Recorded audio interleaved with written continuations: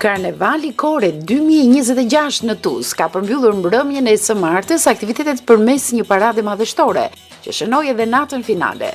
Tradita që buron nga lashtësia, festimi i së cilës përkon me motin e parakreshmeve, prej 31 vitesh ka marrë për masat e një feste kombëtare. Koret janë zhvilluar për katune, janë rriguar me vrengjë, pura e baktis, s'ka fatira maska, ka shkuar për shtëpi të shtëpi, natën e diellit, domethënë ka kanë diçka që kanë paralajmëruar kreshën, se karnevalet në vetin janë imitim i jetës pagane. Pas karnavaleve të fëmijëve të realizuara në palesën e shkollës 9 vjeçare të Tuzit, një natë më pas do të vijonte nata e Saragave dhe e Verës, deri në çastin e shumëpritur të realizimit të paradës së 14 grupeve pjesëmarrëse, e cila do të niste nga qendra kulturore deri në sheshin Skënderbej.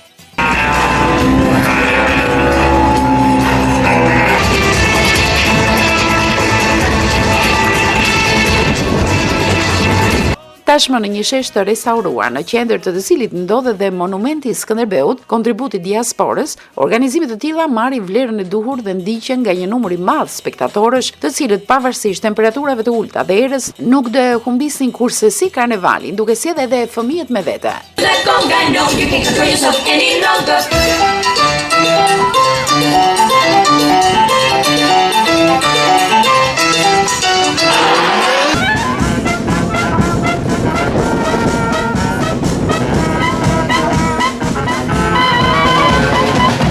Të gjitha grupet, jo vetëm nga Tuzi, por dhe rajoni kishin sjell krijime të mirëfillta, plot fantazmagori, me një pantomim të shkëlqyer, e cila karakterizohej nga një subjekt që luftonte veset më të këqija të kohës në të cilën jetojmë, shoqëruar dhe me një interpretim të mrekullueshëm.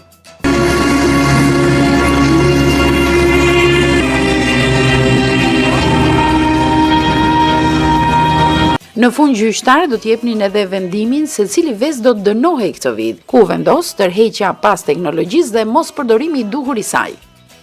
S'mund të gjykojmë një shtëpi që ka vetëm ekran.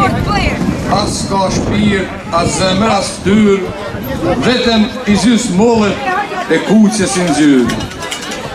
Shtriga telefonike quhet fajtoria jonë, rinia e thret edhe si iPhone. Karnevali Koret u organizua nga shoqata me të njëjtin emër, mbështetur nga donatorë dhe diaspora.